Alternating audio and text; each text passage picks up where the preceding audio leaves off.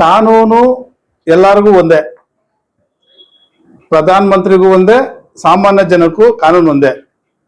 ಯಾರಿಗೆ ಕಾನೂನು ಪ್ರಕಾರ ಮೋಸ ಆದ್ರೆ ಅಥವಾ ಅನ್ಯಾಯ ಆದ್ರೆ ಕಾನೂನು ಅಡಿಯಲ್ಲಿ ಕೇಸ್ ದಾಖಲೆ ಮಾಡಬೇಕು.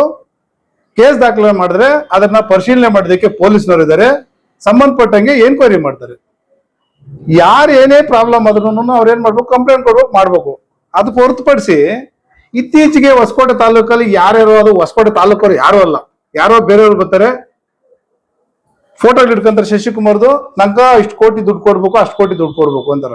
ಏನ್ ಕೆಲಸ ಮಾಡೋದಂದ್ರೆ ಅವರು ಒಬ್ಬನು ಯಾರೋ, ನಾನು 2022ರಲ್ಲಿ ಶಶಿಕುಮಾರ್ ಮೇಲೆ ಅಟ್ಯಾಕ್ ಮಾಡ್ತಾರೆ, ನಾನೇ ಬಂದ್ಬಿಟ್ಟು ಅಟ್ರಾಸಿಟಿ ಮಾಡಿಸ್ತೀನಿ, DYSP ಅವಾಗ ಉಮಾಶಂಕರ್ ಇರ್ತಾರೆ, ಅವ್ರ ಹತ್ರ ಮಾತಾಡ್ಬಿಟ್ಟು ಅಟ್ರಾಸಿಟಿ ಮಾಡ್ತೀರಿ, ಅಟ್ರಾಸಿಟಿ 3 ಜನ ಮೇಲೆ ಮಾಡಿರ್ತೀವಿ, ನಾನೇ ಮಾಡಿಸ್ತೀನಿ ಹೋಗ್ಬಿಟ್ಟು. ಯಾಕಂದ್ರೆ ಅವ್ರ ಮನೆ ಹತ್ರ ಅಟ್ಯಾಕ್ ಮಾಡೋದು CCTV ಸಮೇತ ಇರ್ತದೆ. ಅದು ಚಾರ್ಜ್ ಶೀಟ್ ಆಗಿದೆ, ಕೋರ್ಟ್ ಅಲ್ಲಿ ಇದೆ. ಯಾವುದೇ ಸಾಕ್ಷ್ಯಾಧಾರಗಳಿಲ್ಲ ಅಂದ್ರೆ ಅಟ್ರಾಸಿಟಿ ಮಾಡಿದ್ರೆ ಏನಾಗ್ತದೆ, ಪೊಲೀಸ್ನವ್ರು ಕಣ್ಮುಚ್ಕೊಂಡಿರ್ತಾರೆ, ಬಿ ರಿಪೋರ್ಟ್ ಮಾಡಿ ಕೇಸ್ನ ಕೊಲಾಸ್ ಮಾಡ್ತಾರೆ.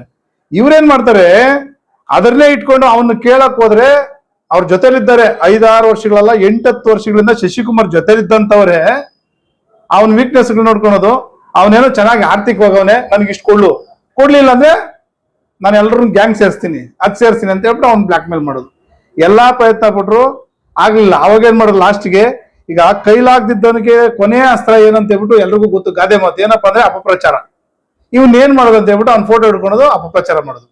ನಾನು ಮಾಧ್ಯಮದ ಮುಖಾಂತರ ಏನೋ ಹೇಳಕ್ ಇಷ್ಟಪಡ್ತೀನಿ ಅಂದ್ರೆ, ನಿಮ್ಮ ಮಾಧ್ಯಮಗಳಲ್ಲೇ ಪ್ರಚಾರ ಆಗಿರೋದ್ರಿಂದ ಅಪಪ್ರಚಾರ ಮಾಡೋದು ಬಿಟ್ಬಿಟ್ಟು ಕಾನೂನು ಹೋರಾಟ ಮಾಡ್ಲಿ. ಇವಾಗ ಶಶಿಕುಮಾರ್ ಕಾನೂನು ಹೋರಾಟ ಮಾಡ್ತಾವನಲ್ಲ,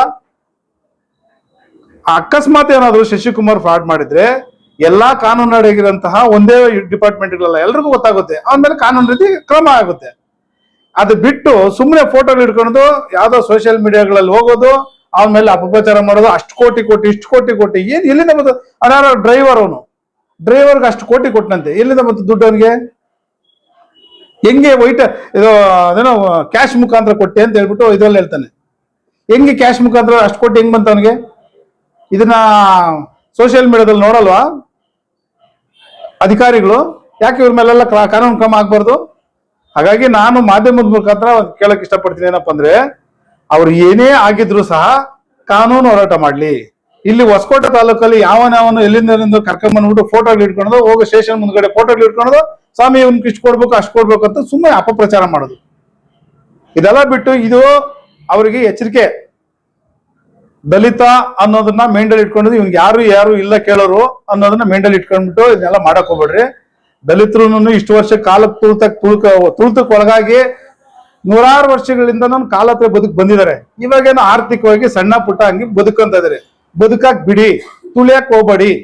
ಇನ್ನು ಎಷ್ಟು ವರ್ಷ ಅಂತ ನಮ್ಮನ್ನು ತುಳಿತೀರಿ? ಬಿಟ್ಬಿಡಿ ಅದನ್ನೆಲ್ಲಾನು. ಈಗ ಸುಳ್ಳು ಅಟ್ರಾಸಿಟಿ ಆಗ್ತಾನ ಅನ್ನೋದಕ್ಕೆ ಕಣ್ ಮುಚ್ಕೊಂಡು ಕೂತಿಲ್ಲ ಸಮಯ. ಅಧಿಕಾರಿಗಳು ಅವ್ರಿಗೂ ಟ್ರೈನಿಂಗ್ ಇದೆ, ಟ್ರೈನಿಂಗ್ ಇದೆ, ಓದಿರ್ತಾರೆ. ಸರ್ಕಾರದಲ್ಲಿ ಅವ್ರನ್ನೂ ಕೇಳೋಂಥವ್ರು ಇರ್ತಾರೆ. ಸುಮ್ನೆ ಚಾರ್ಜ್ ಶೀಟ್ ಮಾಡಲ್ಲ. ಚಾರ್ಜ್ ಶೀಟ್ ಮಾಡಿ ಸುಮ್ನೆ ಚಾರ್ಜ್ ಶೀಟ್ ಮಾಡಕ್ ಆಗುತ್ತಾ? ಸುಳ್ಳು ಕಂಪ್ಲೇಂಟ್ ಅಂದ್ರೆ 2022ರಲ್ಲಿ ಕೋರ್ಟ್ಗೆ ಹೋಗಿದೆ ಅಂದ್ರೆ ಚಾರ್ಜ್ ಶೀಟ್ ಆಗಿದೆ ತಾನೆ. ಹೆಂಗೆ ಅವರು ಸುಳ್ಳು ಅಂತ ಹೇಳ್ತಾರೆ? ಇದೆಲ್ಲ ಚೆನ್ನಾಗಿರಲ್ಲ. ಇದು ಮಾಧ್ಯಮದ ಮುಖಾಂತರ ಅವ್ರಿಗೆ ಎಚ್ಚರಿಕೆ. ಇದನ್ನ ಸರಿ ಮಾಡ್ಕೊಳ್ಳಿಲ್ಲ ಅಂದ್ರೆ ಮುಂದಿನ ದಿನಗಳಲ್ಲಿ ತಾಲೂಕಲ್ಲಿ ಬಂದು ಅಪಪ್ರಚಾರಗಳು ಮಾಡೋದು, ದಲಿತರ ಮೇಲೆ ಗೂಬೆ ಕೂರ್ಸೋ ಕೆಲಸ ಮಾಡಿದ್ರೆ ನಾವು ಇದ್ರ ಬಗ್ಗೆ ಉಗ್ರವಾದ ಹೋರಾಟ ಮಾಡಕ ರೆಡಿ ಇರ್ತೀನಿ ಅಂತ ಹೇಳ್ಬಿಟ್ಟು ಮಾಧ್ಯಮದ ಮುಖಾಂತರ ಎಚ್ಚರಿಕೆ ನೀಡ್ತಾ ಇದ್ದೀನಿ.